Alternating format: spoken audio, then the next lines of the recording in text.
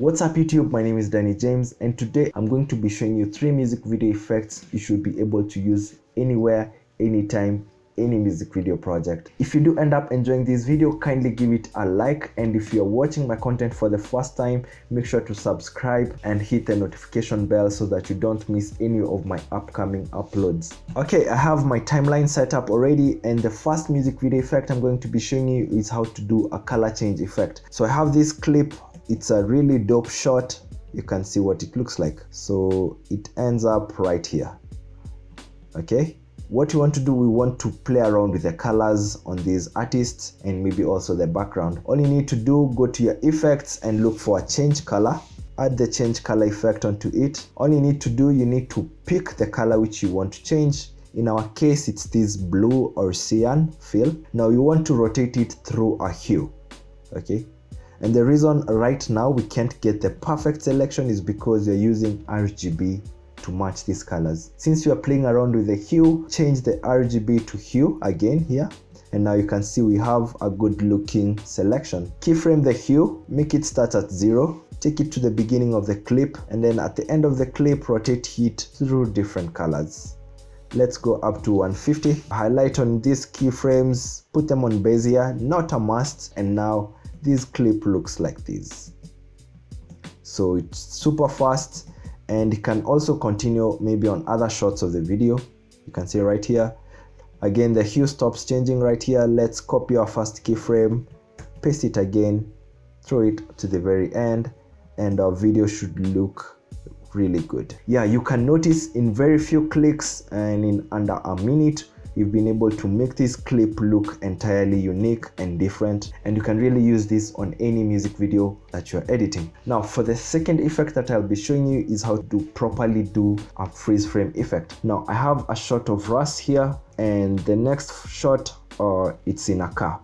So I want to show you something really cool. Duplicate that clip, Alt drag up, and then right at the beginning right click and add frame hold, so it should hold throughout that clip. Let's cut this excess, you don't need it, and then take it right above this second clip near the end of that clip. Okay, so this clip will play, and then a freeze frame of this vehicle will come in, and then the shot will go on. So for this freeze frame, I want us to draw a quick mask around it. Let's expand our selection. You can also render at full or just zoom in. So we are doing a quick selection around the hood of the car. Okay, if you want to be specific with these corners, you don't really have to try to clicking right there. Just click here down below and then pull that anchor point right there. So that's a very easy fix. Go around that, then you can also change the anchor point from being a bezier to a corner point just by holding Alt and clicking on it so that it doesn't have that curve to it. Again, let's go on. Now we need that curve. So what I really mean is that maybe you don't need this curving, and in case you want to change it so that it becomes a straight one, hold Alt while clicking on that anchor point to convert it, just like that. So let's go around the hood of the car.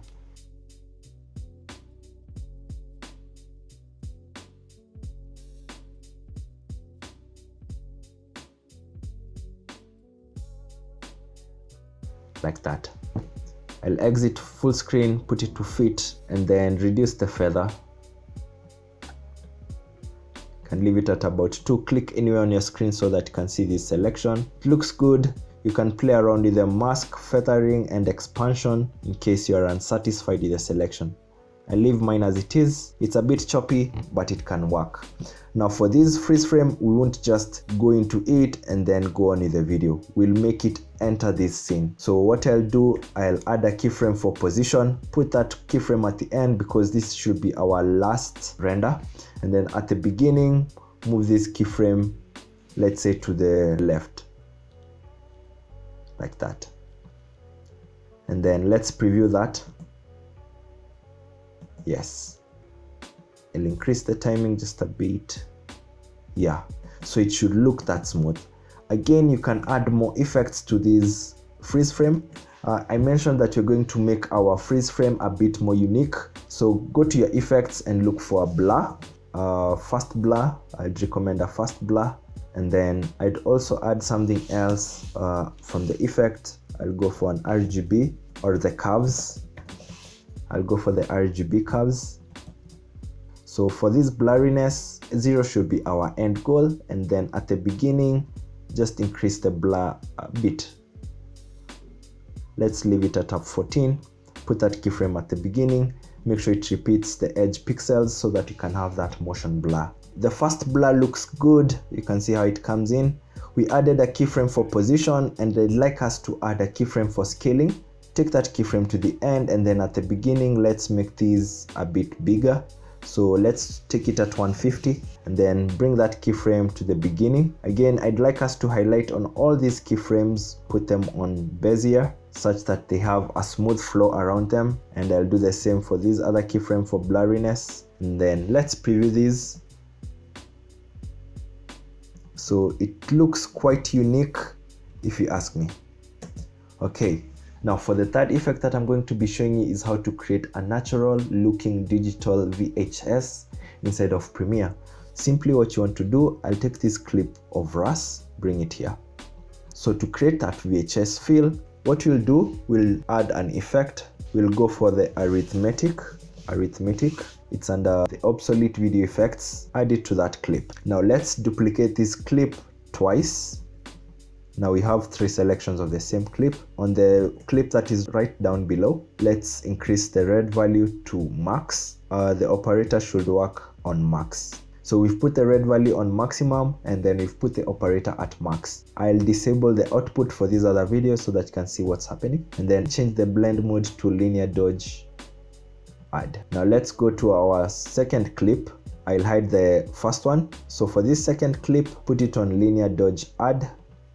Change the operator to max, and then since the first one increased the red value, in this second one let's increase the green value to the maximum amount.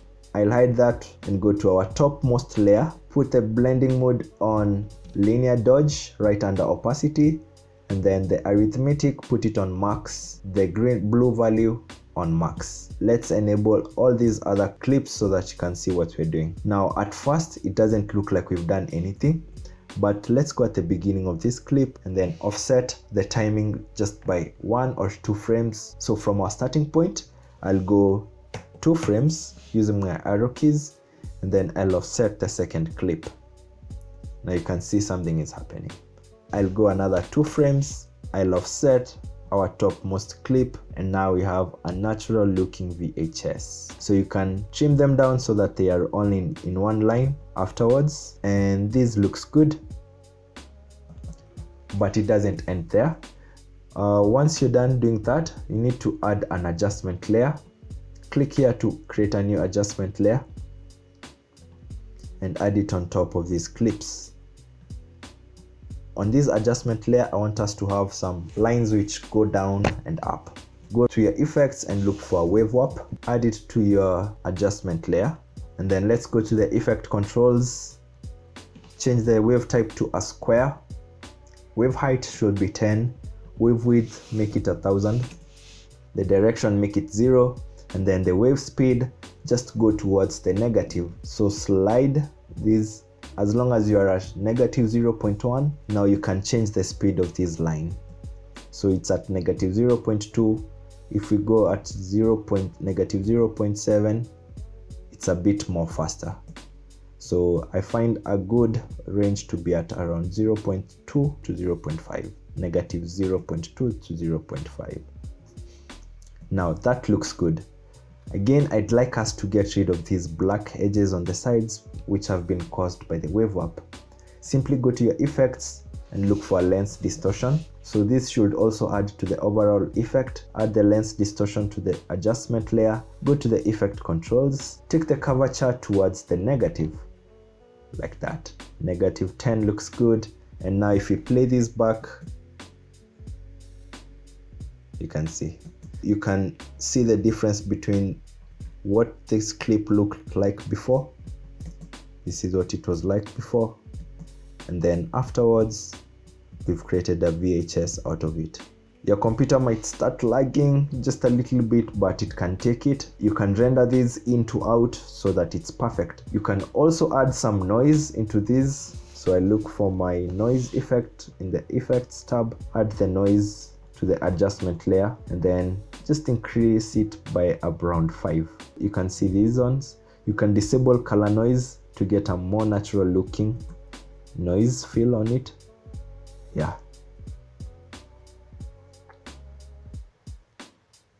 That looks really good. And that's it from me today. I hope you guys have enjoyed this video, and in case you have something to add onto this video, the comment box is free and I'm very happy to interact with you guys.